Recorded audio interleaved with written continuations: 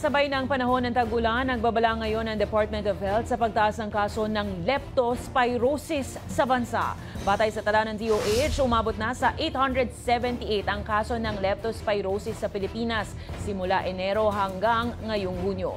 Ang leptospirosis ay isang impeksyon na dulot ng bakterya na Leptospira na mula sa ihi ng mga infected na hayop katulad ng daga.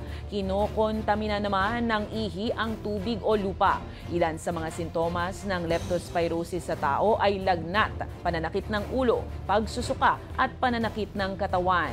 Pinapayuhan naman ng ahensyang publiko na magsuot ng karagdagang proteksyon tuwing lulusong sa baha katulad ng bota at agad na maligo para maiwasan ang naturang sakit.